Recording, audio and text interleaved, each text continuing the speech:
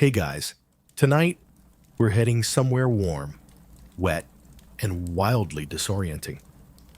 Beneath the tangle of vines and howler monkey screams in the Yucatan Peninsula lies an entire second world, a hidden maze of limestone caves, flooded tunnels, and caverns so vast they have their own ecosystem. Not ecosystem, ecosystem. You'll see. You're standing at the edge of the jungle now, barefoot on hot, cracked stone. Cicadas screech like broken radios in the background, and every step into the foliage feels like being swallowed by green steam. But tonight, the real journey doesn't begin until you leave the forest behind and take that slow, cautious step underground. See, the Yucatan isn't just riddled with caves. It is a cave.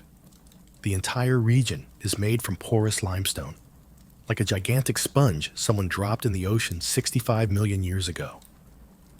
When the dinosaurs clocked out for good, this land was already full of holes. Over millions of years, rainwater trickled in, carving tunnels, dropping ceilings, and creating sunken corridors now known as cenotes, natural sinkholes that collapse inward like trapdoors to the underworld. You probably won't survive this, by the way. Let's just put that out there early. These aren't caves with gift shops and railings. Down here, cell signals vanish faster than your sense of direction, and the most common way out is the exact same hole you fell into. So, before you get comfortable, take a moment to like the video and subscribe, but only if you genuinely enjoy what I do here. And tell me, where are you watching from? I love seeing which corners of the world we all drift off from. Drop your location and local time in the comments. Now, dim the lights. Maybe turn on a fan for that soft background hum. And let's ease into tonight's journey together. The jungle is behind you now. You've crouched beneath a curtain of hanging vines, slid between limestone lips, and descended a slick, winding tunnel that smells of wet stone and forgotten rain. The air grows cooler, not cold, but definitely older. It's like stepping into a throat that never finishes swallowing. You switch on a headlamp. The beam slices through thick air, illuminating the first glimpse of what lies beneath the surface. Stalactites like ancient teeth, rock curtains folded like melted wax, and shimmering puddles of clear water collecting in basin-like pits. It feels like you've entered the waiting room of some forgotten god. Above you, the jungle thunders on, but here, silence, the kind of silence that presses against your eardrums. You try to swallow, to pop the pressure, but it just echoes back a little gluck sound. This cave doesn't care about you. It's been here longer than any civilization on Earth, and it'll still be here when your bones turn to calcium dust. Still, not everything down here is dead rock. You pass a scuttling shape, small, pale and fast, a tailless whip scorpion. Looks like a creature drawn by someone who's never seen a real animal before. It doesn't sting, but it waves its delicate arms at you, like it's trying to cast a spell. Charming. There's life everywhere, if you know where to squint. Threads of moss cling to the moistest walls. Filmy bacteria colonies coat the rock, digesting minerals in microscopic slow motion. And just out of sight, something breathes. No, seriously, you hear breathing, faint and fluttering. Almost like bats. Lots of them. Suddenly, the ceiling above you begins to shift. It takes a second for your eyes to process the movement. It's like a black velvet curtain undulating in slow, silent panic. And then they launch. Hundreds, maybe thousands of bats. They spiral out like smoke caught in a cyclone, their tiny bodies slicing through the stale air with ultrasonic screeches. Most are harmless fruit bats, noses twitching as they hunt for wild guava. But down here, you'll also find vampire bats. Yes, the real kind. Desmodus rotundus. They feed mostly on livestock these days, cows and chickens, or their all-you-can-eat buffet. But they evolved from cave dwellers just like this one. Some still roost here, resting in silence until night falls, then slipping out for a quick blood snack before dawn. Scientists still argue about just how ancient these bat colonies are. Some think certain roosting sites have been continuously inhabited for thousands of years.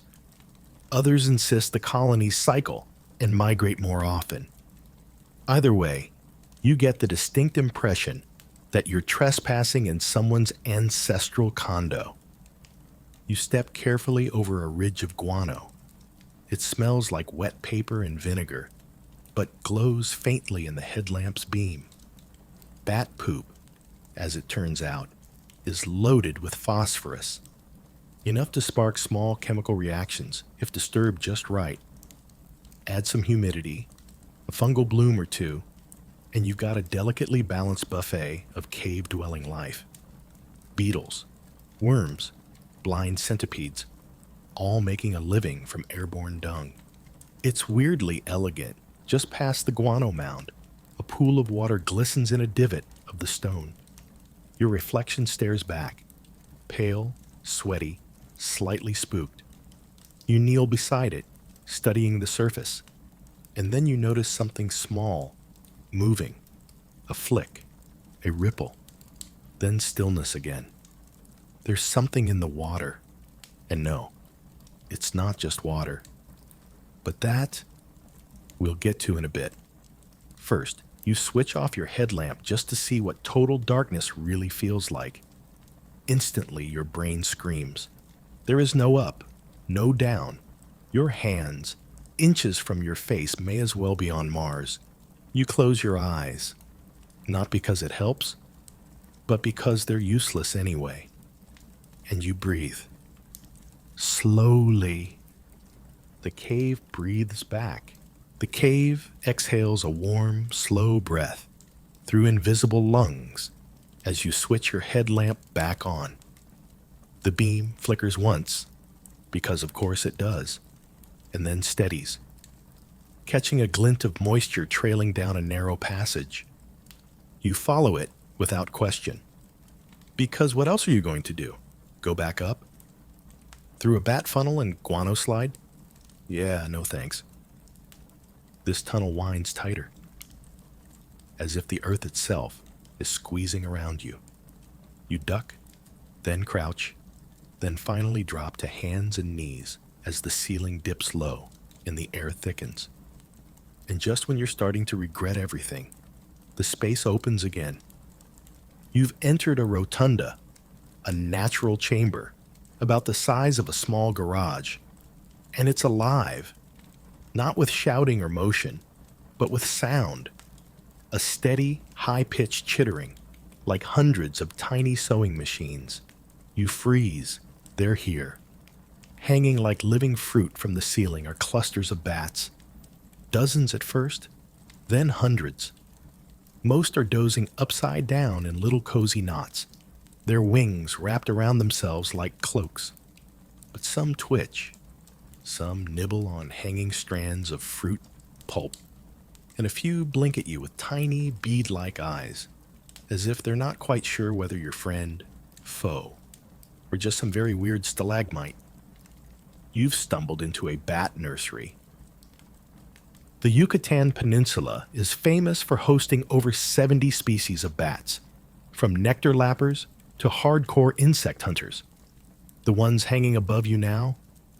Mostly Artabeus gemmacensis, the Jamaican fruit bat. They're not from Jamaica, by the way. Naming in biology is basically just chaotic improv with Latin suffixes. These little guys are pollinators and seed dispersers, flapping through the jungle at dusk and repainting the forest one fig tree at a time. They prefer caves like this one. Warm, dark and just humid enough to keep the babies snug. You step forward slowly, and one of the mothers stirs. She's nursing a pup, smaller than your thumb, all wrinkled skin and ambition. You watch her spread her wings and shuffle away from the light, protective, but not panicked. Maybe you're the weirdest thing she's seen all week. Scientists still argue about how bats coordinate their echolocation inside crowded chambers like this. Some believe they detune their signals, like adjusting the pitch on a choir full of soprano soloists. Others suggest they temporarily go silent and just follow the crowd. Either way, it's like a noisy, airborne dinner party where everyone's shouting with sonar. One bat peels off the ceiling and flies directly past your face. You don't scream. You just sort of inhale your own soul for a second. Its wings make a tiny, leathery whip, and then it's gone. No contact, just presence, and then absence. Your heart slows back down. Beneath the bats, in a corner of the chamber, there's a pile of half-eaten fruit, guava rinds, mango peels, and one lonely banana skin. It smells surprisingly fresh, almost tropical. Bats don't eat everything. They chew and slurp, then spit out the fibrous leftovers like messy toddlers. That leftover pulp feeds insects, which feed spiders, which feed... Well, you'll find out soon enough. The cave is a buffet of cascading life cycles. You flick your light toward the wall and catch the glimmer of two tiny eyes. Not bad eyes. These are lower, more reflective. You step closer. It's a Mexican mouse opossum, also known as tlacueche in local lore. Cute, round-eared, with a mischievous twitch to its nose. It lives in caves sometimes. Not full-time, more like Airbnb-style squatting, scavenging dropped fruit and sleeping in nooks behind stone columns. You watch it scurry off, tail trailing like a lazy exclamation point. But now, something more interesting catches your attention. From a crack in the ceiling above, a faint beam of natural light pierces through the gloom like a divine spotlight. It lands on a patch of stone that looks wrong, not natural, smoother, flattened. You brush the surface. It's carved, symbols, weathered nearly to nothing, but still there. Swirls, animal shapes, a glyph that could be a jaguar or a salamander, or someone's particularly bad attempt at a snake. This cave was used, not just by bats and possums, but by people. The ancient Maya revered caves as sacred spaces, portals to Xibalba, the underworld. Every major city had ceremonial pathways into the earth. They didn't fear these holes in the jungle. They needed them to speak with gods, to summon rain, to bargain for corn harvests and safe childbirths. In some Maya dialects, the word for cave and womb is the same. Let that marinate while you take your next slippery step. There's more here. Pieces of ceramic jars buried under limestone dust. A fragment of obsidian blade stuck between two stones, like it was left in a hurry. Someone came here for a ritual and probably didn't come back. The bats chirp above, as if they remember. You spot another carving on the wall, less worn. It looks like a spiral, almost hypnotic. You lean in, and that's when the bat guano beneath your left boot slides. Not a full fall, just enough to drop you a foot lower than expected. You land on something spongy, not rock, not guano either. You turn the beam down. It's moss, a thick velvet soft moss, blanketing a hollow in the floor. Moss shouldn't grow down here, not really. There's not enough light, not enough airflow, but it's here. clinging to the stone like green skin. You kneel to inspect it, and the smell hits you. Sweet, fungal, with a hint of rot. Turns out, this moss is part of a very weird underground symbiosis. Certain fungi feed on bat droppings, but also release enzymes that encourage moss growth by making phosphorus and nitrogen more available. It's like a DIY spa for tiny ecosystems. You stare at the green carpet for a long moment, then back at the bat ceiling.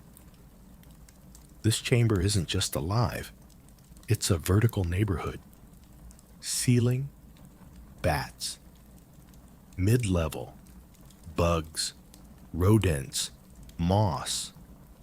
Floor, fungus, bones, and guano. You're just the confused tourist taking up space between snack time and siesta. Still, you feel something ahead. A breeze again, but colder now, and tinged with moisture. There's a deeper chamber up ahead, the kind that doesn't just echo, it hums. You step forward, the tunnel tightens again, funneling you into a narrower crawl space.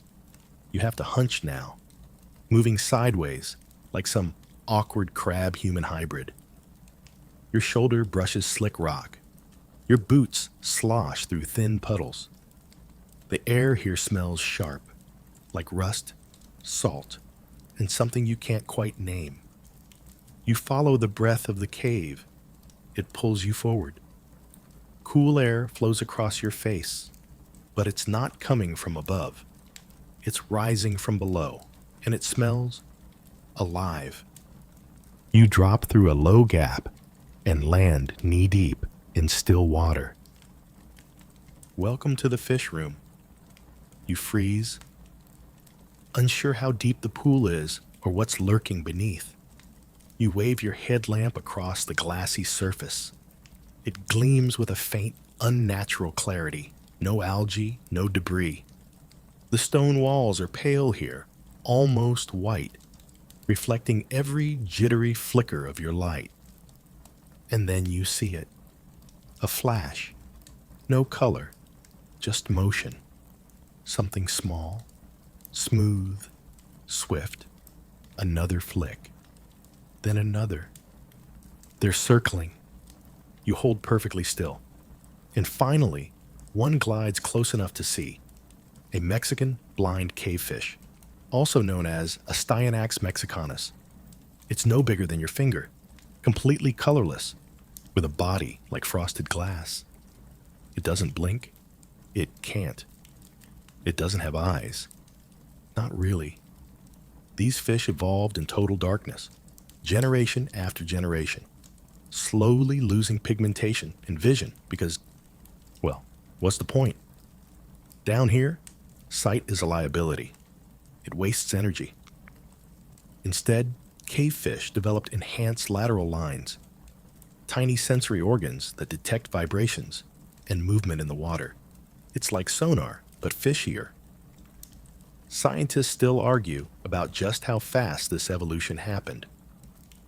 Some say cavefish lost their eyes in just a few thousand years, an evolutionary blink.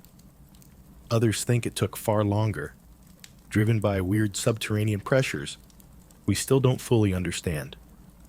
You wiggle your fingers in the water. A school of them darts in, then veers away as one. They feel you. Not just the motion, but the presence. The way you displace the current. The gentle vibrations of your confused heartbeat. Maybe. They're curious. You try not to panic when one brushes your shin. It's like being touched by cold silk. The pool deepens as you wade forward, and your light reveals more of the fish. Some small, some longer, their bodies ghosting through the water like echoes. They swim in spirals, as if navigating by scent and memory. They know this cave, probably better than any human ever has. But they're not alone. You stop. There's something else down here, Hugging the rocks just beneath the surface is another shape. It's flatter, wider, more sinister. You shine the beam, and it disappears, vanishes under a ledge. Okay, cool. You step back, almost comically slow. Then from the opposite side of the pool, a second shape glides into view. It's long, thick, armored. Its eyes do work, and they're watching you. Meet the cave-dwelling dwarf crocodile. Or maybe. See, this is one of those fringe cases. Crocodiles have been spotted in cenotes and flooded caves in the Yucatán. Juveniles mostly. But rumors swirl about smaller subspecies or stunted adults that adapted to the darkness over time. Locals whisper about crocs that no longer need daylight, crocs that use ambush and patience instead of speed. Scientists still argue whether these cave crocs are a distinct population or just lost hatchlings with boundary issues. Either way, you are very much not alone. You ease back toward the nearest stone ledge, trying to look non-edible. Luckily, crocodiles aren't usually interested in people unless provoked or starving. Unluckily, you're in their bathtub. The light beam catches on the croc's eyes again. Reflective, reptilian, unblinking. And then it slowly turns and drifts away. You exhale, finally. The cavefish go right back to their business, blissfully unaware, or maybe just indifferent. Their entire world is vibration and water pressure. Your panic is just another ripple. You haul yourself onto a stone shelf and sit for a moment, dripping and cold. The ledge is smooth, worn down by centuries of wet footsteps, animal or otherwise. You wonder how many things have passed this exact spot. Not just crocodiles and fish, but people. Maya priests, barefoot and silent, carrying offerings, Spanish explorers roped together in terror, modern divers with oxygen tanks and GoPros. And now, you.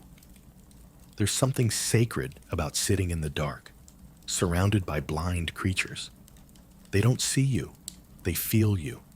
They know you're there in a way that's deeper, more primal, and somehow that's worse. You trail your fingers along the rock beside you and feel the texture shift. Carvings again, but these are different. Deeper, more aggressive, less ceremonial, more warning. One glyph looks like a handprint, just a hand, no context, just fingers splayed in stone, about the size of yours. Was it meant as a sign of passage or of no return? No time to dwell. The next tunnel beckons. You slosh your way out of the pool and down a narrow channel carved entirely by water. Centuries of flow reducing stone to soft, curving gutters. The walls ripple like melted wax, and the floor dips into occasional puddles, each housing its own nervous little ecosystem. Above your head, roots dangle. Tree roots. They've pushed through cracks in the rock to drink from this hidden reservoir. Some are thick and gnarled like ropes, others as fine as thread. You grab one and it pulses faintly, as if still connected to something that breathes. You're now standing in the borderland. Not quite jungle, not quite underworld. This is where two worlds leak into each other. A final glance into the pool shows the cavefish circling in slow, infinite loops. Their world is small, but they've mastered it. Yours is massive, and you still have no idea where you're going. You keep walking. You follow the narrowing tunnel deeper, where every footstep sounds like a polite question you're asking the cave. May I go farther? Am I still welcome? There's no answer, just the sound of dripping water, echoing like a lazy metronome. Plink, pause, plink. Ahead, the darkness opens into another chamber. This one's taller, airier, with walls that gleam blue in the beam of your headlamp. The air smells different here, cleaner, cooler, as if it passed through something ancient before reaching your nose. And there it is. A pool so still, so unnaturally perfect, that for a moment your brain insists it must be glass. Welcome to one of the sacred cenotes. Its surface reflects the dome above like a mirror, doubling the illusion of depth. Stalactites hang above, inverted in the reflection, forming a crown of thorns upside down. You lean over the edge, and your own face stares back at you, wavering slightly, almost reluctant to acknowledge you're real. You dip a toe in. The water is cold, not freezing, but enough to jolt your spine awake. This isn't your average pond. Cenotes are groundwater windows, connections to the underground rivers that snake all through the Yucatán like hidden veins.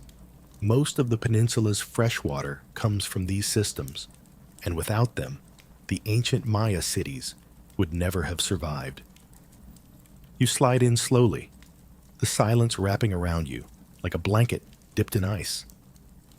As you float, weightless and suspended, your light reveals the walls beneath the surface. Smooth stone gives way to carved ledges, natural platforms, and to your right, something that absolutely shouldn't be there, a skull. It's resting neatly on a rock shelf 2 feet underwater, tipped slightly to one side, like it's been listening to cave gossip for the past 500 years. You don't flinch. Not now. You just float closer. The bone is stained tan with minerals. Moss grows in the hollows of the eye sockets. Something about it feels placed, intentional, and it probably was. Cenotes weren't just water sources. To the Maya, they were portals to the gods, specifically the gods of the underworld, Xibalba. Rituals were held here, offerings were made, not just pottery or trinkets, but blood, lives. There are historical accounts, corroborated by archaeology, of human sacrifices performed near cenotes. Sometimes the bodies were thrown in post-mortem. Other times, not so post. And not all were adults. You kick gently to stay afloat and notice more below. Bones, femurs, ribs, scattered like macabre breadcrumbs along the submerged floor. Some small enough to belong to children. Scientists still argue about how many of these deaths were ritual, how many were accidental, and how many were practical. Drought-driven desperation cloaked in divine language. But no one argues that the bones are real, and they are everywhere. You drift toward the far wall, where the stone slopes upward into a shallow alcove. There, etched into the rock, is another carving. This one more distinct. A figure, kneeling, arms raised, something hovering above it. Maybe rain, maybe fire, maybe both. Maya gods weren't subtle. Their symbols often meant multiple things at once. The figure's head is tilted backward in surrender. You back away from the alcove slowly, still floating. The water here feels thicker somehow, heavy with story, like it's memorized everything that's ever been dropped into it, and not all of it has decomposed. In 2007, divers in nearby cenotes discovered an almost perfectly preserved human skeleton. Naya, a teenage girl from over 12,000 years ago. Her bones lay undisturbed at the bottom of a collapsed cave system, protected by the mineral-rich water. Scientists say she fell accidentally, but standing here, you start to wonder. Did she fall? Was she pushed? Or did she go willingly? You dip beneath the surface for a moment, just your head. It's silent down there, muffled, like being inside a heartbeat. You open your eyes underwater. Nothing. Just the soft haze of blue stone and blurred outlines. Then, in your periphery, a shimmer. You surface fast, gasping. It was probably just your light bouncing off silt. Probably. You climb out, dripping and goose-pimpled, and sit on the stone edge. The air feels warmer now, even though it isn't. You shake the water from your ears and let the echoes roll past you. This cenote is one of thousands. Some are fully exposed, tourist-ready with rope swings and margarita stands. Others, like this one, are hidden deep inside unmarked cave systems. Still more remain completely unexplored, locked away by collapsed ceilings or ancient superstition. The Maya considered these waters not just sacred, but alive. To enter a cenote was to enter a god. To leave it meant you'd been allowed. You stand and shine your light around the walls. There are small alcoves carved into the rock, each maybe large enough to hold a jar or a skull, probably both, historically. In the one, you see blackened stains, smoke. You run your fingers along the edge. Ash, resin, cave fires. Controlled, cautious fires were sometimes lit for rituals, their smoke rising up through cracks in the cave ceiling like spiritual incense. Flames below, rain above. The entire atmosphere curated like a temple in reverse. It's all layered. Nature, myth, biology, death. And you're just the latest visitor. You walk around the edge of the cenote slowly, careful not to slip. At one point, your light catches a faint outline in the stone, almost a trail. Footprints, preserved where the sediment hardened centuries ago. They lead onward, and so do you. The footprints guide you into a narrow corridor, almost too narrow to walk without turning sideways. Your shoulder brushes limestone every few steps. The damp rock, cold and pulsing with a kind of ancient inertia.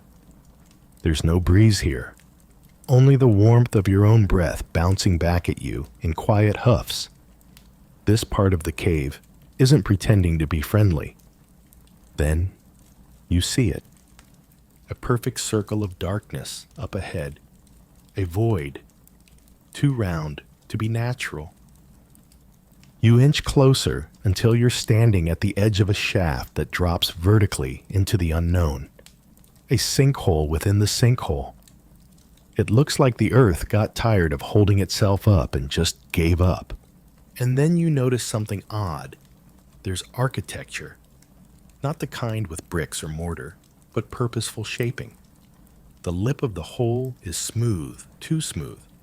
There are chisel marks. You run your fingers across the edge and feel grooves, grip points. This was used. Often. Turns out many Maya temples and plazas were intentionally built over cave mouths. Some sites, like Chichen Itza, have cenotes beneath them that connect directly to sacred chambers. The Maya weren't just building on solid ground. They were building on portals. And here's the kicker. Some archaeologists believe these vertical shafts were designed as a kind of drain system for the gods. Not plumbing exactly, but symbolic leakage. Blood offerings, rainwater, incense, all filtered down into Xibalba.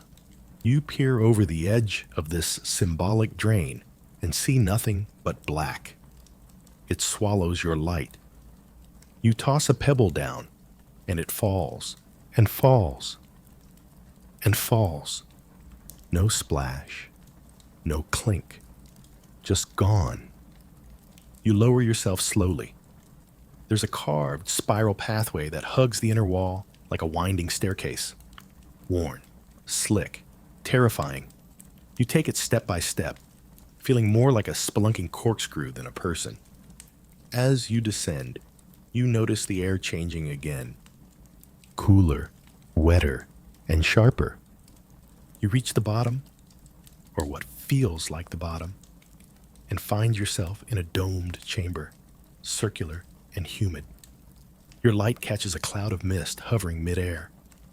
The room exhales again, and you realize this chamber is breathing, like the cave has a diaphragm deep beneath your feet. And then you hear the sound, not dripping, not wind. A soft, rhythmic tap, tap, tap, echoing faintly from the far side. You move toward it. The path ahead is wide and smoother now, deliberately cleared. You begin to see more stonework, aligned stones stacked in patterns, half buried by time. An altar, maybe, or a seat. Everything is covered in a thin layer of calcite. The cave's way of slowly reclaiming man's attempts to decorate it. You're inside what may have once been a ritual room, tucked far below the temples. This is where only the highest-ranked priests, or the most desperate petitioners, came to speak with gods of rain, death, or maize. At the center, there's a chultun, a bottle-shaped chamber carved into the cave floor. These were typically used for storing water or offerings. Some say they were also sound chambers, designed to amplify voices or chants. You kneel beside it and whisper your name. It doesn't echo back. It just disappears. Your name has been eaten. That's fine. You shine your light around again. The tapping sound continues, faint and steady. It's not natural, too rhythmic. You follow it, climbing over a collapsed ledge and ducking under a low arch. The source is, disappointingly, a stalactite dripping onto a hollow rock. Water and time collaborating for music. You feel slightly relieved and slightly mocked. You turn to explore the chamber, and that's when something glimmers. On the far wall, a handprint. Not carved, not fossilized, but painted. Red ochre, long faded, but still visible. A full palm and fingers, splayed like a sunburst. It looks rushed, desperate. It's accompanied by a Maya glyph, one that scholars haven't fully deciphered. Some say it means threshold. Others claim it refers to a place or deity no longer known. Scientists still argue whether the glyph was meant to invite or warn. You choose to interpret it as a gentle suggestion to leave now, please. But curiosity is a disease, and you're already infected. You keep moving. Farther in, another tunnel branches off, low and tight. You crawl this time, hands brushing over damp stone as the light narrows ahead. Just when you think you'll have to back out, the crawl space opens again. And this time, the room is unmistakably engineered. Rectangular layout, smooth walls, carved shelves, broken ceramics scattered like breadcrumbs of a lost civilization. This wasn't a natural chamber. It was built into the cave, carved out deliberately for something. Probably ritual storage, or maybe a refuge, or maybe both. In one corner, you find a cluster of bones, animal mostly, long snouted skulls, probably deer or peccary, all carefully placed, not randomly scattered. These were offerings. You see scorch marks nearby, fires once lit for gods whose names have not survived. You place your hand on the wall beside the shelf. It's warm, just slightly, but definitely warm. The cave hums around you. It's subtle, like standing too close to a speaker that's playing a frequency just below hearing. You feel it in your teeth, in your bones. You step back, unsettled but calm. This cave wasn't just used, it was trusted. As a voice, as a messenger, as a bridge. The Maya didn't fear the underworld the way some cultures did. They engaged with it, negotiated, bribed it with corn and blood. And now, here you are, standing in the leftovers of those conversations. You return to the spiral shaft, climbing slowly, the mist thinning as you rise. Back at the top, the darkness closes behind you, like a door you never opened. You move on. The tunnel ahead is wider now, but lower. You can walk without stooping, but just barely. Your footsteps echo longer than they should, bouncing off the walls with a strange, flattened tone, like the cave is editing your sound in real time. You're starting to notice how every chamber down here has its own personality. Some feel grand and indifferent. Others feel narrow and tense. This one, it feels twitchy, like something just left the room. The air grows damp again. You shine your light low and spot tiny tracks in the mud, dozens of them. No pattern, just chaos. You crouch and study the trails. They zig, zag, loop back, and some disappear halfway through. Suddenly, a flicker of motion to your left. You snap the light over, just in time, to catch a flash of ivory white legs vanishing behind a rock. Okay, deep breath. That wasn't a fish or a bat. It was faster, more deliberate, and much, much too dry.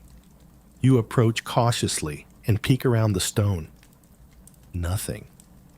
Then, click, click. You jerk your headlamp down and finally spot one. A crab, but not the kind you'd find near a beach. This one's smaller, bleached white, with delicate legs and narrow claws. Its eyes are nearly invisible, and its body is semi-translucent. You can see its heartbeat fluttering inside its tiny, ghostly chest. It's a Yucatán cave crab, one of several cave-adapted crustaceans endemic to this region. Scientists refer to them as troglobites, creatures that have evolved to live permanently underground. No eyes, no pigment, just nerves and attitude. The crab freezes in your light for a moment, then slowly raises its claws. Not in defense, but like it's trying to figure out whether you're edible. You decide not to give it the satisfaction and back away slowly. Then you notice more of them. They're everywhere, perched in cracks, hiding behind stalagmites, some scuttling across the ceiling like oversized spider skeletons. It's a whole colony. You pick your steps carefully now. The ground is slick with algae, and every sound you make feels like it might startle something into motion. And you were right to worry, because in the corner of your vision, you catch another flicker. This one's longer, smoother, and watching. You raise your light, and your pulse with it. A Mexican cave eel, maybe 2 feet long, slides along the edge of a rock shelf. It's pale pink, blind like the fish, and undulating like a slow-motion ribbon. You watch it glide into a crack and vanish without a sound. Some say these eels are still being misclassified, that what we call Ophisternon infernal may actually be several species, not just one. Scientists still argue about it, especially since their habitats are so fragmented. But good luck telling the difference when you're watching one squirm past you in a puddle of living shadow. You crouch again, not out of necessity, but reverence. The creatures down here aren't like anything topside. They don't scurry because they're scared. They scurry because they're efficient. Everything in this ecosystem runs on silence and instinct. No wasted movement, no drama. Well, except for the giant cave centipede now curling its way along the ceiling. Its legs ripple like piano hammers, moving in unsettling harmony. It's longer than your forearm, and its antennae twitch as it maps the air between you. You hold very still. It changes course. Thanks, buddy. Centipedes like this are apex predators in these caves. Yes, really. They eat the crabs, the beetles, sometimes even small frogs that have wandered too far down. Their venom isn't deadly to humans, probably, but it will ruin your month. As you back away from your multi-legged acquaintance, your light falls on a skeleton. Not human. It's an animal, maybe a rodent. The bones are scattered, some still with traces of hair clinging to them. A natural death, perhaps, or a meal. You step closer and see a faint indentation in the floor near the bones. A nest. Something lives here, but not now. It's empty. Just a divot in the stone, lined with chewed moss and crab shells. You exhale and notice your breath fogs a little. Strange. You didn't think it was that cold. You glance at your arms. Goosebumps. Then you hear it. A distant scraping sound. Not claws, not dripping, scraping. You kill your headlamp. Darkness swallows everything. The sound continues, faint and uneven. Scrape. Pause, scrape. You wait. And wait. Eventually, it stops. You turn the light back on. Nothing. But you're aware now that not everything down here is small. Not everything hides. Some things watch. You move forward, faster this time, your boots slapping against wet stone. The tunnel curves and narrows again, and you duck into a chamber that smells strongly of sulfur and wet clay. A good sign, sort of. This chamber is biologically active, very active. The sulfur means bacteria, and where there's bacteria, there's food, which is to say, something is definitely eating something else nearby. You take inventory. A faint trickle of water from a ceiling crack, tiny crustaceans hopping like fleas in a puddle, and in one dark corner, scattered beetle shells, half crushed and glossy. This is a feeding site. You sit on a dry rock ledge and listen. The cave hums again, not from within, but from around. Vibrations echo up through the floor, as if something big just passed through a tunnel 2 levels below you. Not close enough to hear clearly, but not far enough to dismiss. You let it go. The crabs, the eels, the centipedes, they go about their strange, colorless lives, ignoring you as long as you stay predictable. You're the alien here, a surface creature surrounded by beings who don't even have the concept of light, let alone fear of it. They're not scared of you. They've evolved past you. You move on, deeper. And behind you, the scraping begins again. You don't run. You want to, but you don't. Instead, you do what the cave demands. You move deliberately, cautiously, like one of its native creatures. You lower your light to a soft glow and follow the next tunnel down. It bends hard to the left, then drops at an angle sharp enough to make your knees complain. For a moment, your boots slide. The floor is slick with mineral sheen, almost like polished glass. Then suddenly, openness. A gust of warm, humid air rolls over you, thick with the scent of algae, mud, and something strangely floral. You've entered another cavern, but this one's different. You step out onto a broad ledge, and below you, carved straight into the earth, like the mouth of a crater, lies a vast, open cenote. Its surface gleams with the soft glimmer of natural light seeping in from somewhere far above. Moonlight, maybe, or a shaft exposed to the jungle canopy. The air is heavy and still, like a held breath. You've reached a sleeping cenote, a kind of jungle skylight into the underworld. The water below is deep and perfectly calm.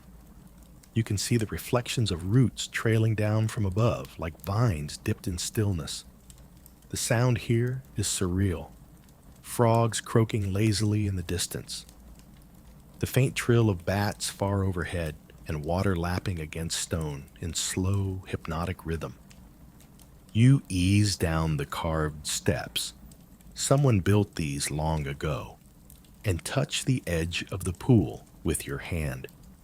It's warm, a different kind of warmth than the earlier pools. This one feels body warm, like bathwater left just long enough to match your skin. You dip a foot in, then a leg. Then, because some tiny part of you is still deeply unhinged, you slide in fully and float. Above you, a hole in the rock lets in a soft shaft of pale jungle light. It feels like floating at the bottom of a well, but upside down. This isn't just any cenote. It's one that's still connected to the world above. And it's where things gather, things that live both topside and below.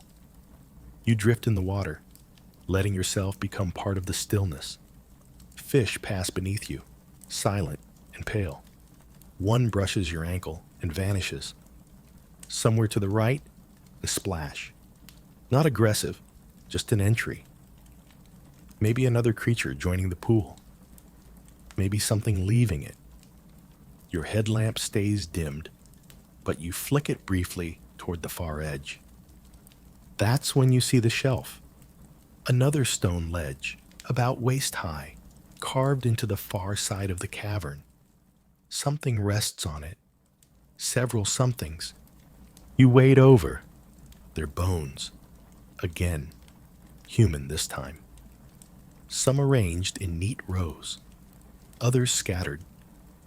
And beside them, broken ceramic bowls, smoothed obsidian blades, and small offerings, jade beads, carved shells, even a miniature mask. Offerings to the gods. Maybe rain gods. Maybe death gods. Maybe the kind of gods who don't go by names anymore. The Maya used these cenotes for sacrifice. That part isn't myth. It's proven. The water below you could be hundreds of feet deep, and divers have pulled up more than just artifacts, entire skeletons, preserved by the silence and the minerals and the pressure of time. Some say the Maya believed Chalk, the rain god, lived at the bottom of these sacred wells, that when the drought came, you had to feed him, and if you were lucky or unlucky, depending on your worldview, you might be chosen to go down and ask for water in person. Scientists still argue over how willing the sacrifices were. Some skeletons show signs of trauma, others don't. Some were children, some were priests. No one's certain if they were martyrs, victims, or something more complex. Culture isn't a clean-cut narrative. It's a tangle of reasons, all braided together like roots reaching down into stone. You float back into the center of the pool, lying on your back now. You stare up at that pale shaft of light and wonder how far the jungle really is. It feels impossibly distant, like another planet. A frog croaks nearby, sharp, sudden, real. You jerk slightly in surprise, then laugh at yourself. It echoes.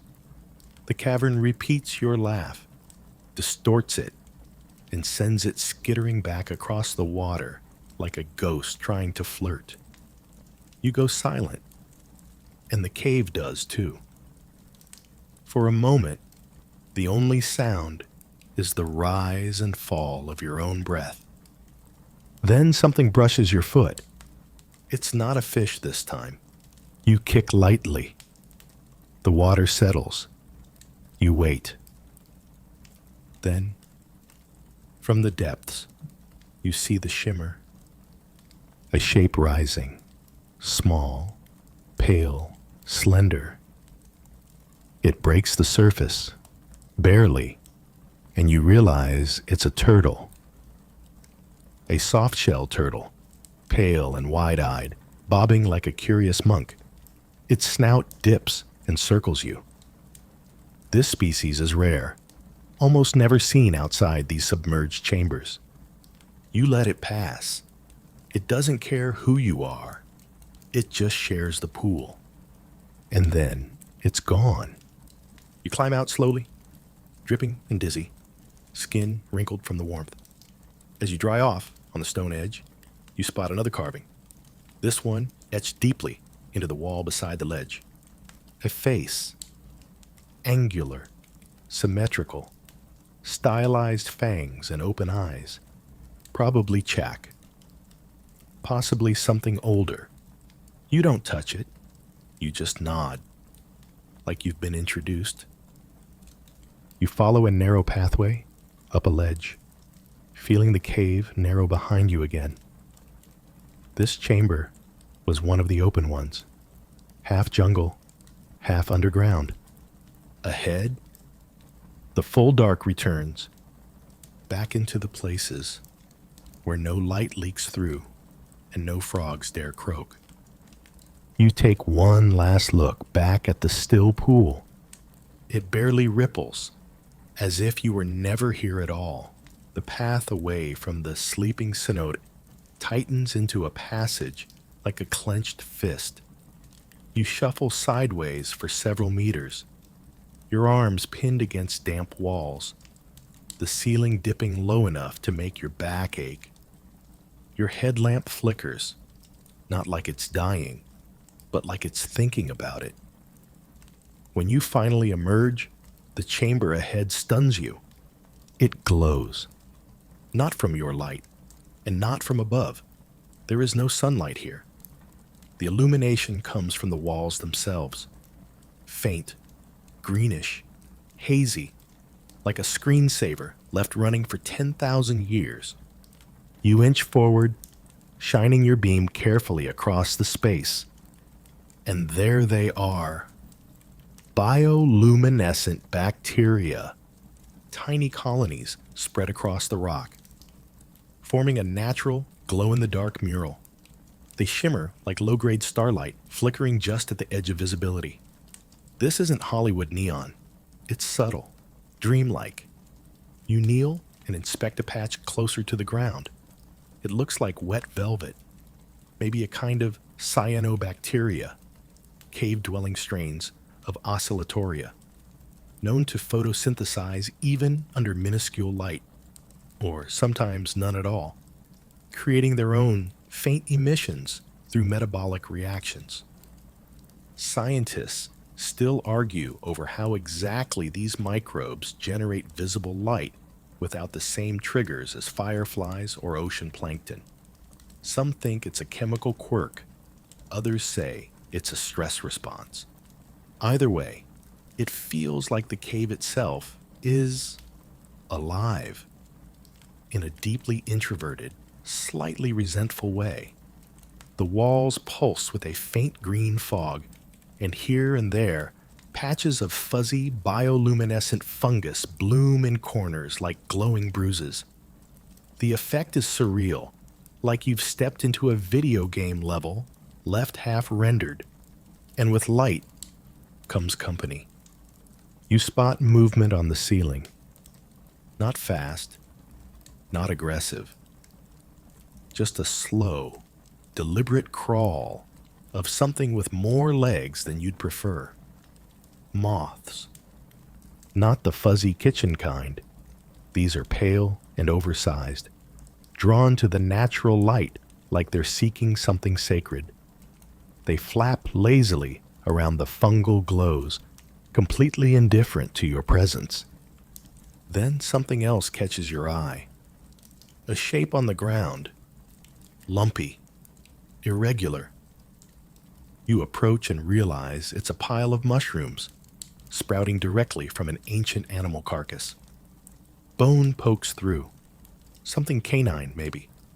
The fungus has fed on its rot for who knows how long, forming a neat little banquet of ivory stalks and black-capped tops. The air in here is ripe. Not rotten exactly, just thick, like breathing through a damp sponge. Your tongue tingles slightly. Probably nothing. Definitely not the spore cloud of a mildly hallucinogenic cave fungus, whose name no one can pronounce. You move on.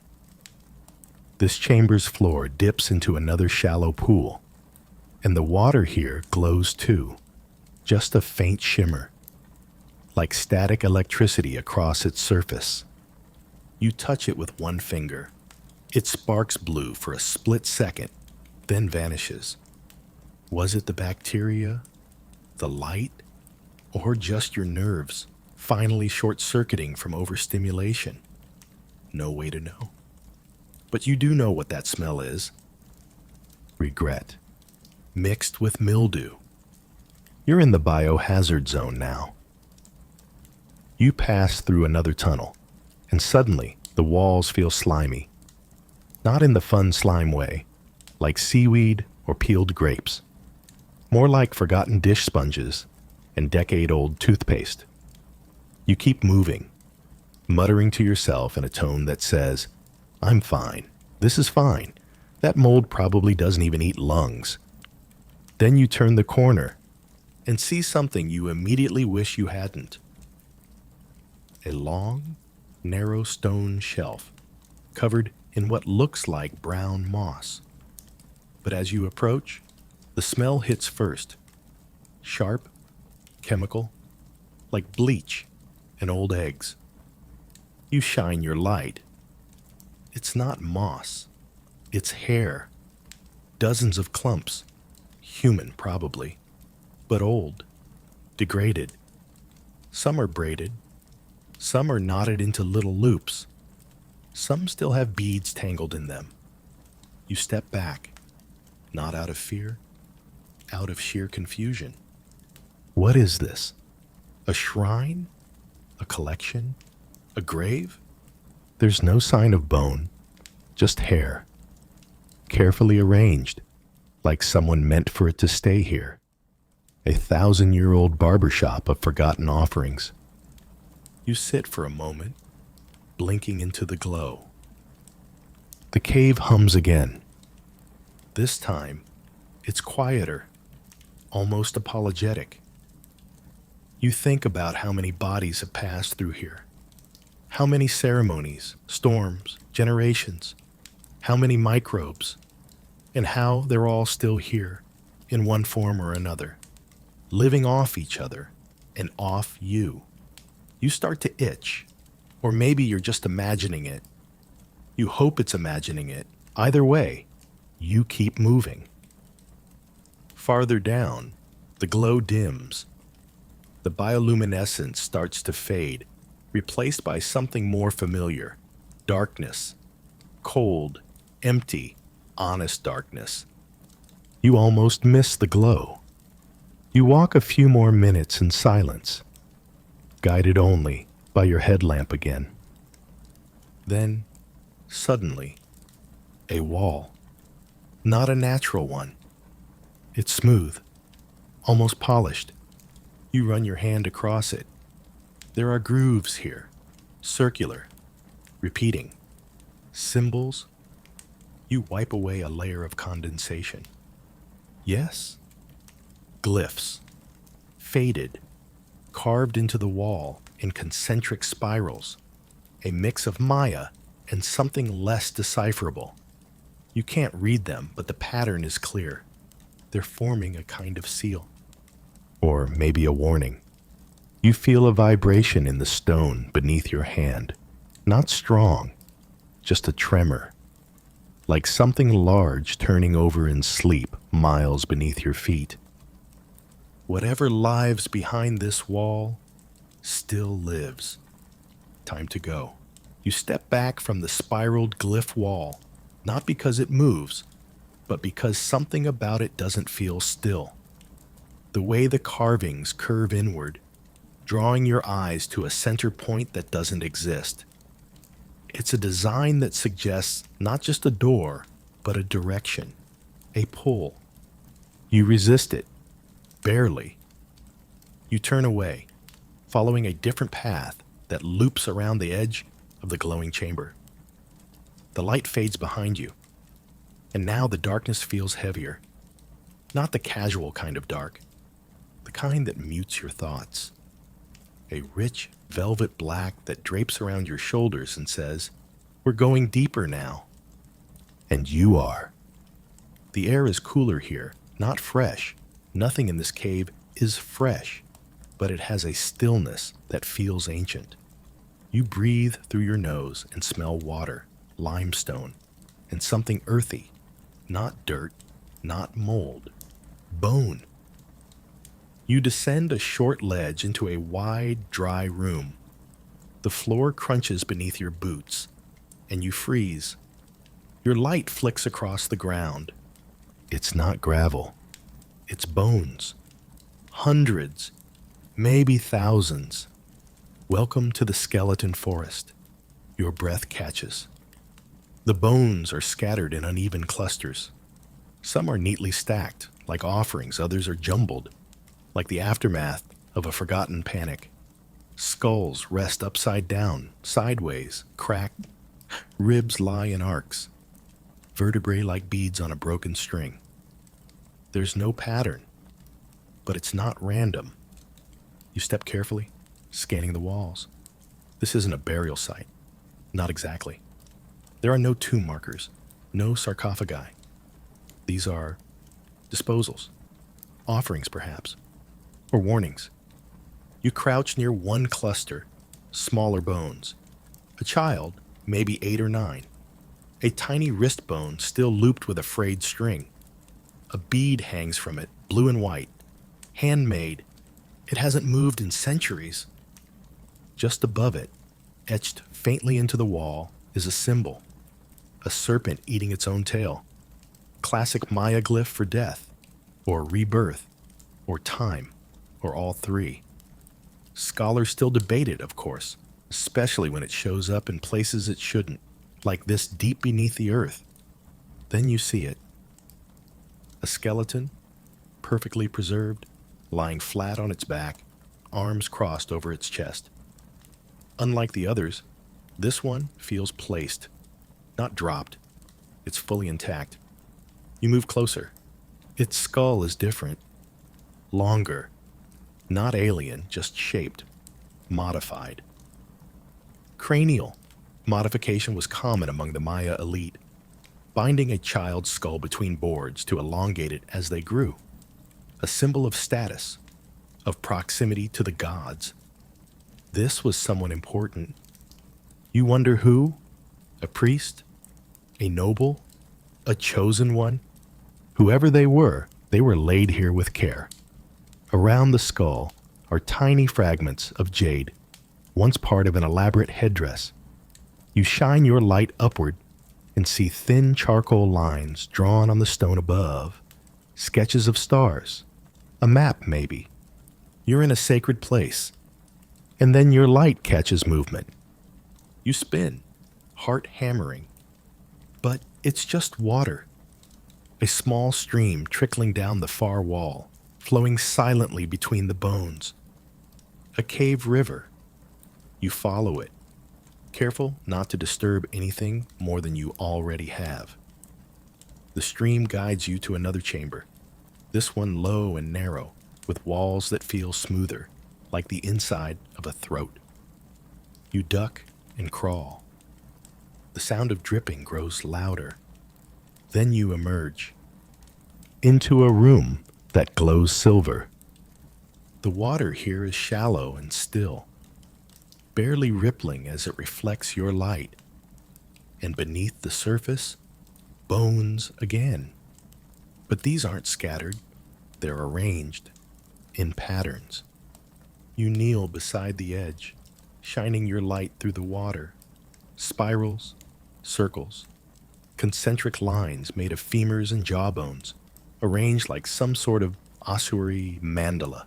It's beautiful and horrifying. You sit there for a long moment, not sure how to feel. Reverent, disturbed, sleepy. Probably all three. In the center of the pattern, half submerged, lies something that doesn't belong. Modern, a diving fin. Black, torn at the tip, wedged between two skulls. You stand quickly, scanning the walls, and then you see the rusted scuba tank tipped against a ledge. A name is etched into the side, worn down but readable. R. Hernandez. You recognize it. It's one of the divers lost in 1998. The story made the rounds. How two divers entered a cenote system near Tulum, mapping new passages, and never came back. Their bodies were never recovered. The assumption was they drowned. But this tank, it's here, and it's not near water deep enough to drown in. You kneel beside it. The straps are gone. No sign of the suit. Just the tank and the fin, and a glove nearby, half buried in silt. No bones. Which raises a question. Where did he go? Or more precisely, who moved him? You don't linger to answer that. Instead, you ease your way out of the chamber and back to the main tunnel. The air shifts again, warmer, rising from below like the draft of something ancient stirring. You move on. The bones behind you seem to whisper as you leave, though it's probably just water echoing in an oddly shaped tunnel. Probably. The tunnel beyond the skeleton forest stretches on like a forgotten thought, narrow, low, and relentlessly silent. Your footsteps echo less here, dulled by some invisible thickness in the air. It's like walking through a sigh that never finishes. As you press forward, something begins to feel off. Not wrong, just wrong adjacent. The stone underfoot is too smooth. The walls curve too perfectly, not from erosion, but from pressure. This isn't a tunnel worn away by water or carved by hands. It's collapsed cave.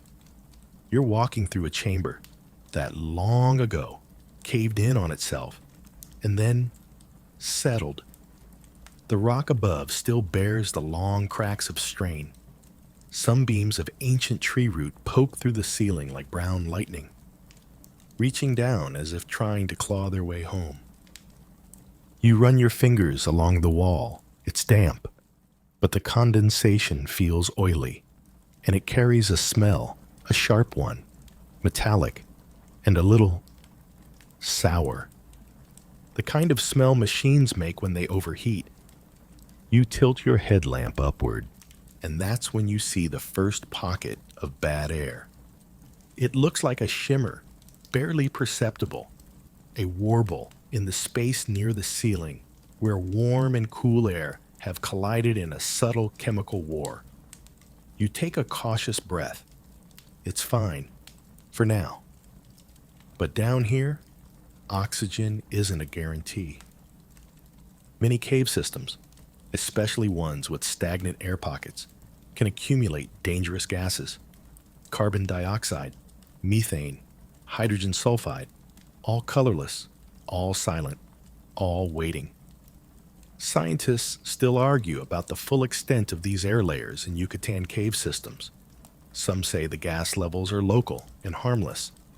Others point to explorers who entered with working flashlights and never walked out. Their batteries were fine, their lungs less so. You adjust your breathing without realizing it, taking shallower sips, just in case. Ahead, a corridor dips steeply downward. The floor glistens, slippery stone. You pause at the top and squint. It's covered in condensation. A condensation line visible on the walls about chest height, marking where the moisture hangs like invisible paint. You hold your breath and step in. Immediately, your skin feels clammy. Your nose catches the bite of sulfur again, and your ears begin to ring slightly. You keep moving. The light ahead flickers, not yours. A natural glow, faint and weirdly tinted. You round a bend and enter a chamber that feels pressurized. Your ears pop. The walls are beaded with water. It drips steadily into shallow puddles that sparkle with a kind of rainbow sheen. Not from oil, from bacterial films. They shimmer and pulse on the surface, forming oily patterns that shift as you move. Some grow in intricate spirals, like cave calligraphy. Others cluster in sheets across the water, exhaling faint wisps of invisible vapor. It's beautiful, and deeply wrong. You crouch to inspect one puddle and notice the rim of a coin, rusted and ancient, buried halfway in the silt. The Spanish real, maybe 1700s, long corroded, but still legible. Someone dropped it here, as an offering, as a bribe, or in a final moment of panic. It's hard to say. You pocket the coin. The cave doesn't seem to mind. You rise and feel the air shift again, warmer, wetter. Your lamp dims slightly. You tap it, but it's not the battery. It's the oxygen. You check your breathing again. Slower now. More deliberate. You're deep enough that air quality itself is a character in this cave. Not hostile, not kind, just present and capricious. You move on. The floor narrows into a ledge beside a long, still pool. The water here doesn't ripple. It just waits. Above it, a notch in the ceiling releases tiny droplets every few seconds. They fall into the pool with a sound that's almost hypnotic. Drip, pause, drip. You crouch and peer into the water and blink. There's a face. You reel back, but it's just a reflection. Your own, barely. Your skin looks pale. Your eyes wide, lips dry. You look like someone halfway through a ghost story. You look behind you. No one there. Probably. But something is off. The temperature has dropped slightly, and your light, again, dims, not flickers, just loses strength, like the air is eating it. You pass into the next chamber quickly and instantly regret it, because this one is not empty. It smells sweet, almost sickly sweet, like rotting flowers. And piled against one wall is a heap of wings. Butterfly wings, moth wings, paper thin and fragile, hundreds of them, stripped from their bodies and stacked neatly in a gentle mound. No corpses, just wings. You don't know what did this. You don't want to. You turn to leave, but notice something in the corner, an object. A modern one, a plastic flashlight, half buried in the silt, its strap tangled in roots. You pick it up. It's dead, but not old. Weeks, maybe. Someone's been here recently. You shine your light in a slow circle around the room and spot scratches in the wall. Not glyphs, not natural. Scratches, vertical ones, uneven, almost frantic. Someone tried to claw their way out of this chamber. You leave, quickly. The next tunnel rises slightly, and the air improves. Your ears pop again. Your head clears. The pressure lifts. You find yourself in a chamber of soft stone and stillness. You sit for a moment. Breathe. You're okay. But behind you, that sweet smell still lingers. And your own flashlight now is definitely dimmer than it was. You sit on the stone floor for a long moment, letting your breathing slow to a manageable tempo. Each inhale feels like an audition for trust. Can you pull clean air from this depth, or is every breath a coin toss? Your headlamp flickers again. You slap it lightly, just enough to remind it that you're still relying on it for your basic survival. It brightens a little. Ahead, the tunnel widens again. The air here feels different. Not cleaner exactly, but more natural, more ancient, like it's been waiting around for millennia with nothing to do but hang still and carry secrets. And that's when you notice them, tree roots. Long, dangling ropes of living matter hanging from the ceiling like a witch's hair. Some are thick enough to wrap your hand around. Others are thread thin, weaving in and out of tiny cracks in the limestone. They sway slightly, even without a breeze, like they're underwater or dreaming. You reach out and brush one gently. It's wet, cool, alive.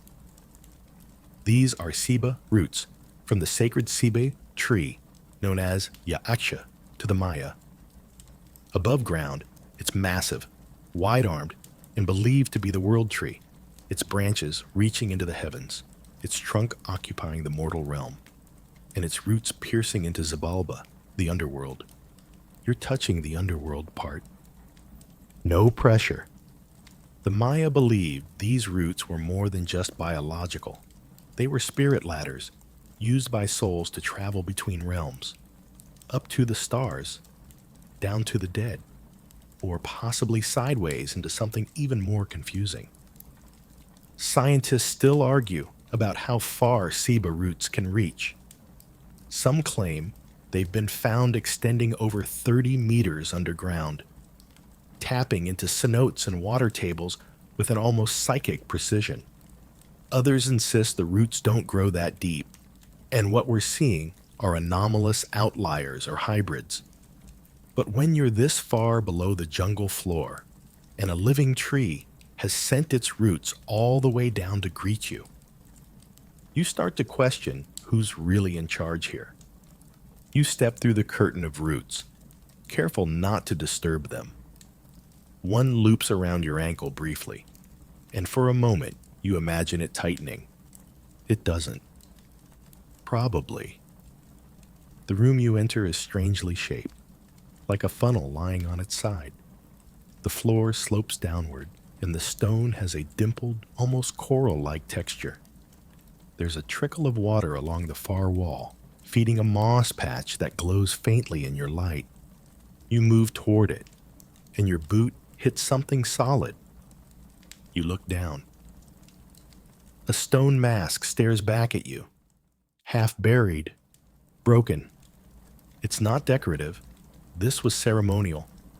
The carved lines are sharp, angular, stylized in a way that suggests more than one face.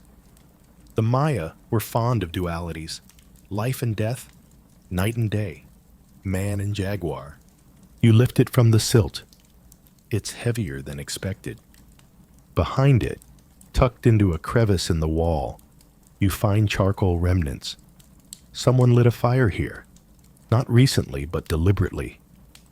The ceiling above is blackened, soot clinging like old fingerprints. And around the fire pit, more carvings. One depicts a human figure kneeling, again with arms raised. Above the figure, a ladder-like structure with serpents coiling around it. Another Seba, another pathway between worlds. You sit by the old fire and imagine it lit, the flames licking the ceiling, shadows dancing along the roots, a priest chanting something that doesn't translate into modern syntax, something not meant for ears like yours. The air here is oddly warm again, not the oppressive humidity from earlier. This is womb warm, enclosing, protective. You lie back on the stone and stare upward at the ceiling. The roots move slightly, their tips dripping slow, patient droplets of water that land beside your ears. Drip, pause, drip. You blink once, twice, and just as your eyes begin to relax, whispers, faint, like wind through teeth, you sit up instantly. The sound stops. It could have been air passing through a narrow gap, could have been your own pulse, could have been the brain static that happens when you lie in total stillness too long. But it said something, or someone did. You rise and scan the room again.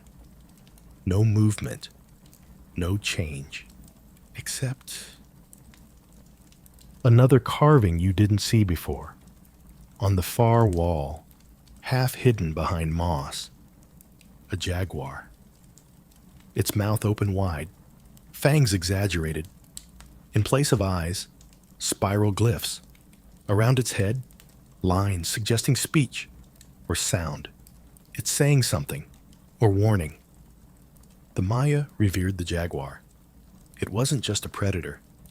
It was a symbol of night, of darkness, of the ability to move between worlds. Priests wore jaguar pelts during rituals. Some believed certain jaguars were spirits in disguise, watchers from Xibalba. You reach out and trace one of the spirals in the jaguar's eye. Your headlamp flickers, then returns. Okay, cool. You continue. The next tunnel is low and rough, more natural than carved. You climb over a ledge of rock that feels recently fallen and drop into a narrow corridor lit only by your fading light and the soft bioluminescence still clinging to your boots from earlier. Ahead, the tunnel splits. One path slopes upward, narrow, crumbly, claustrophobic.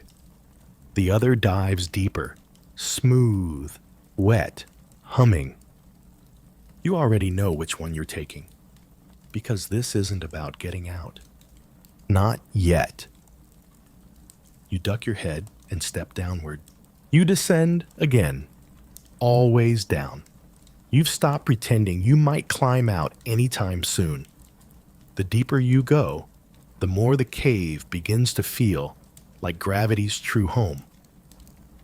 Up is a rumor. Forward is inevitable. This new tunnel is strange, smooth, rounded, almost intentional, like someone or something has been polishing it for centuries. The walls glisten with moisture, but they're not slimy. They're warm, not hot, just body warm, like the cave is holding a temperature it refuses to explain. The sound here changes too. Less echo, more murmur. You stop. There it is again, that whispering. But this time, it's not faint. It's directional. Not words exactly, but a low, rhythmic, breath-like chant, echoing faintly from somewhere just ahead. You hold your own breath to make sure it isn't you. It isn't. You follow the sound. The tunnel opens slowly into a vast chamber, and your light falls across walls carved in high relief. Shapes leap from the stone. Animals, deities, plants, stars. And then you see them, claw marks, deep ones, raked into the far wall like a warning. or a memory. 4 slashes, uneven, gouged through centuries of mineral buildup. You crouch beside them and run your hand across their depth. They're not recent, but they're not ancient either. Jaguar? Bear? Those don't live in caves. But one did. In Maya mythology, Balaam, the jaguar spirit, was a guardian of the underworld, a shapeshifter, sometimes protector, sometimes predator, and sometimes both. The claw marks are part of that legacy, a reminder. This chamber feels like a temple. There's a central platform, raised and perfectly squared, surrounded by stone columns. Most are eroded. One lies broken across the floor like a toppled chess piece, but you can still see the remnants of color, faded reds and blacks, on the stones. You circle the platform, and your light catches something that tightens your chest. Bones, again, but not human, not small. Animal skulls, dozens, arranged in concentric rings around the platform. Some still intact, jaws open as if frozen mid-roar. Others cracked and fossilized. You identify deer, dogs, possibly pumas, and something else. Something longer skulled with exaggerated canines. It looks theatrical, stylized, wrong.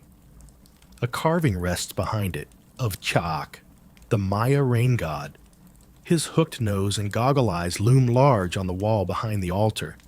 But this carving is different from the others you've seen, because it's listening. The figure's ear is exaggerated, as if tuned to the tunnel. Beneath it, more glyphs. Not decorative, repetitive. You don't read Maya glyphs, but you recognize a pattern when you see one. And this one is chant-based. Some ancient prayers weren't meant to be spoken once. They were meant to echo, forever. You glance back toward the tunnel you came from. The murmuring continues, not louder, but more distinct. The rhythm matches the glyph pattern. You whisper it aloud, just a sound, just once. The air shifts. Nothing violent, just a new pressure in the room. Like someone has leaned in, curious. You stop talking. Immediately. You approach the platform and see more objects. Pieces left behind. A jade pendant. A broken flint knife. A ceramic bowl filled with copal resin, long dried but still fragrant. You don't touch them. Some things feel too watched. Then something moves. At the far edge of the room, past the bones and the carvings, a shadow flickers against the wall. You spin your light toward it. Nothing there. But the air smells different now, like ozone after a storm. And the warmth you felt earlier is gone. The temperature has dropped 10 degrees in under a minute. You exhale, and your breath fogs the beam. Time to move. The next passage is narrow again, but not cramped. Your boots crunch on gravel. A different kind now. Not bone, not sand. It's ceramic shards. Thousands of them. You're walking on broken pottery. Bowls, plates, idols, all shattered and discarded in what must have been some ritual purge. The Maya believed certain sacred objects could become too charged, too soaked in spiritual power to remain safe. So they'd shatter them ceremonially and bury the fragments deep underground. You crouch and pick up a shard. It's painted. A red line curving into a spiral. The edge is sharp enough to cut, but you set it down. The further you walk, the denser the debris, until suddenly, none. It just stops, and you're back on stone. You round another bend, and there it is. A second platform. This one is smaller, more personal, intimate almost. The carvings here aren't of gods. They're of people, specific ones. Faces in profile, each distinct. Some smiling, some grimacing, some wearing elaborate headdresses, others barefaced. One figure stands out, larger than the rest. Eyes open, mouth open, hands outstretched. And from the mouth, lines, not breath, not speech, but wind. You place your hand against the glyph. The stone beneath it is moving. Barely, but definitely. The cave is breathing through this wall. A slow, subtle exhale. Then pause. Then inhale. The airflow here isn't from natural ventilation. It's deliberate, routed, channeled. This place was designed to speak, or maybe to listen. And the question you haven't dared to ask is, to what? You stand for a long moment in silence, letting the cave's pulse sync with yours. Then you move on. One tunnel remains open ahead. A tunnel with no carvings, no bones. Just smooth stone and the faint sound of your own heartbeat in your ears. You follow it. The tunnel ahead is eerily clean. No carvings, no roots, no echoing chants. Just a gently curving corridor, smooth as a wind-polished canyon. The walls are close enough to brush your shoulders, and the floor slopes in such a subtle gradient that you barely realize how deep you're going. It feels sterile, as if the cave itself has scrubbed this part of its body clean. Or maybe something has done the scrubbing for it. You slow your steps. The silence in this section is absolute. Even your breath sounds fake, piped in from another room. Your boots make no sound on the floor. That's when you spot it. The shimmer. A faint, wet glisten running in rivulets along the wall, like condensation, but with more intent. You touch it. It's slick, warm, and it smells faintly metallic, not blood, but close enough to make your brain light up like a crime scene investigator's flashlight. You wipe your hand on your pants and keep going. The tunnel opens gradually into a chamber that is geometrically wrong. Not in a horror movie way. No screaming pentagons or Escher staircases. Just subtly skewed. The ceiling dips too low on one side. The walls curve like ribs. You feel like you've entered the hollowed-out body of something large and sleeping. At the center of the room is a shallow depression filled with clear water. Not still, breathing, rising and falling ever so slightly, as if the stone below were sighing beneath it. You step toward it, drawn not by curiosity but by gravity. This place pulls at your center. As you crouch beside the pool, your light catches something beneath the surface. You lean in. At first, it looks like a fossil, an imprint in stone, a spiral shell, then a second, then dozens. You realize with a lurch that you're staring at a field of cave pearls. Perfect, smooth, spherical deposits formed by minerals accumulating in tiny layers around grains of sand or shell fragments. They sit at the bottom of the pool, like marbles abandoned by a mythological child. Most people have never seen one, let alone this many. You reach in and lift one. It's smooth, flawless, warm. You set it down immediately. Something about this feels curated, the way the pearls are arranged. The silence, the soft shimmer of air just above the water. This isn't just geology. You glance around and notice a narrow alcove near the back of the chamber. There's something in it. You crawl forward on hands and knees, headlamp grazing the floor, and stop when the beam hits stone shelves. But these aren't carved into the wall. They're stacked, like someone or something built a little filing cabinet of natural artifacts. You crawl closer and find objects arranged with absurd precision.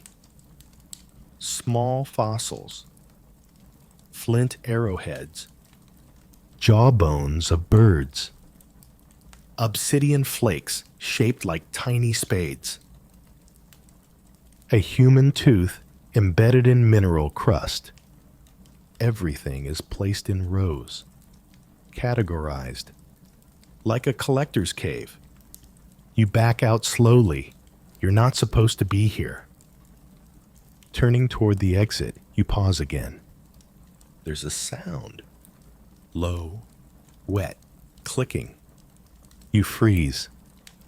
It's not close, not yet. But it's coming from somewhere beyond the chamber. Somewhere deeper. You move, silently. You switch off your headlamp and let your eyes adjust. Even in darkness, the glow of the cave pearls glimmers faintly, like distant city lights under fog. You crouch at the edge of the tunnel and wait. The clicking continues, rhythmic.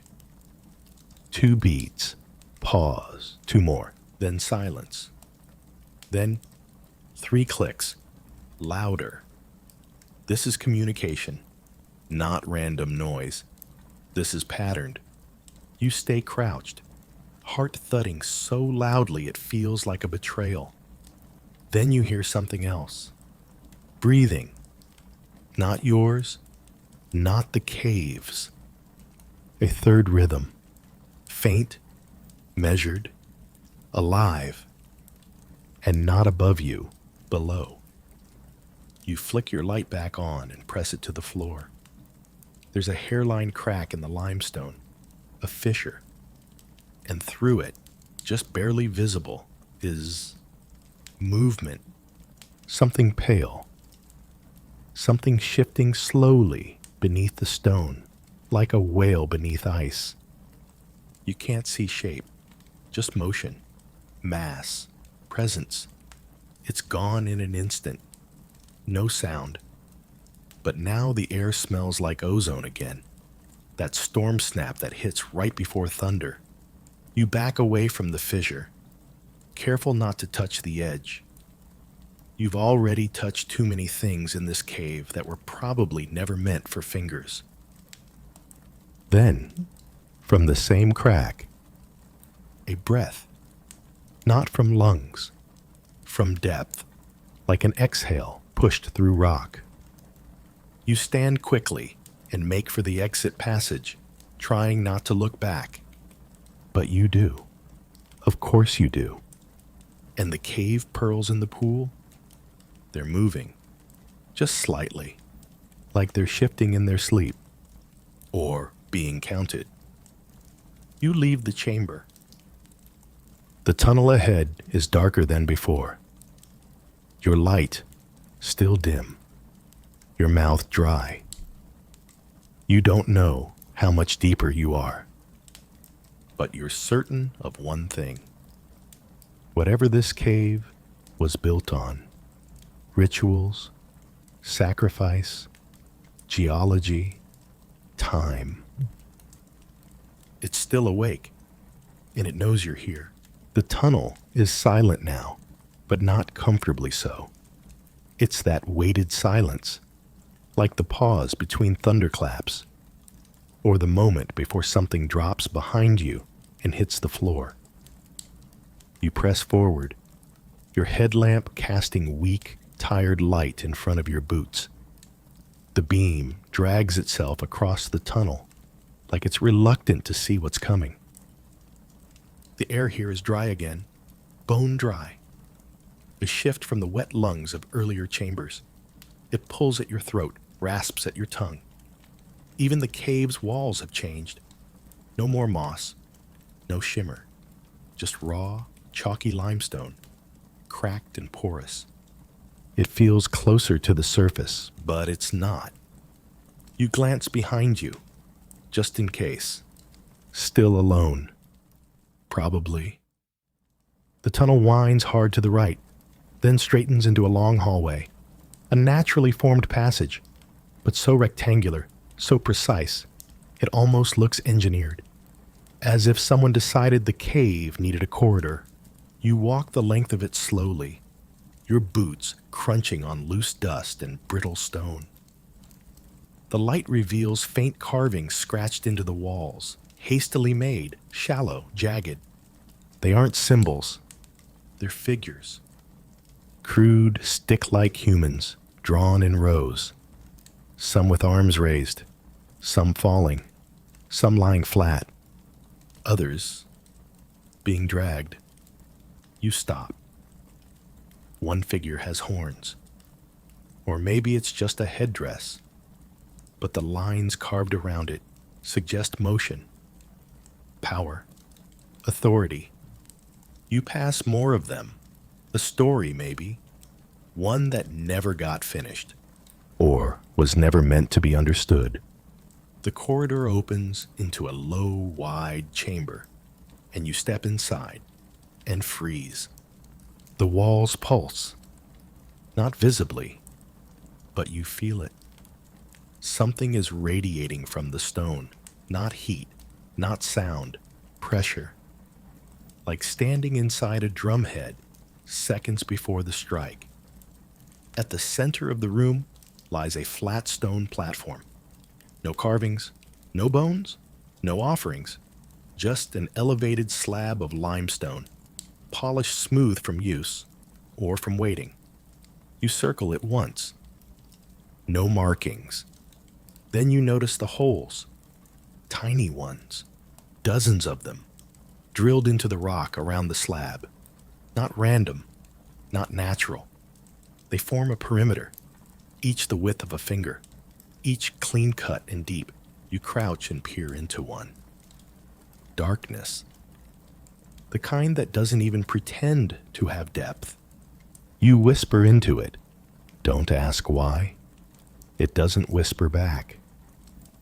But your whisper echoes somewhere very far away. You stand again. The chamber is growing warmer, not with heat, with presence. The air thickens. You feel it against your skin, like an animal's breath. You back away from the slab, toward the far end of the room, where another tunnel waits.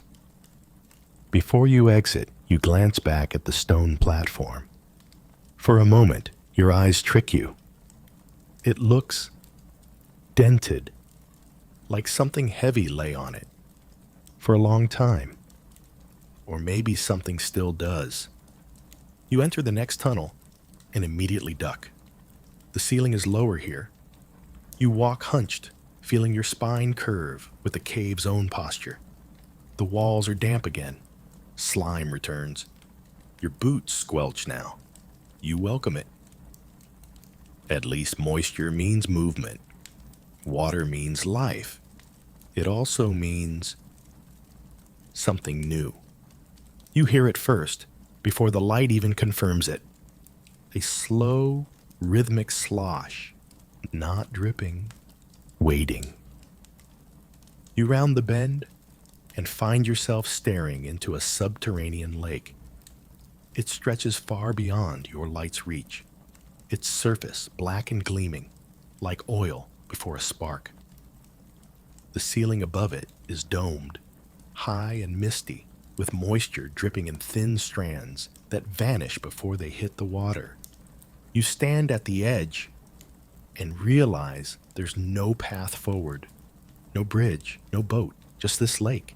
And somehow, you know, the only way forward is across. You squat down and shine your light into the water. It penetrates maybe a foot, then blackness. No fish, no rocks, no movement. Until a ripple, not near you. Dead center. Then another, You sit back and wait, and whatever's out there waits too. Eventually, the water calms again, like a negotiation that didn't reach a conclusion. You rise and walk the perimeter. On the far wall, half submerged in algae, you find another carving.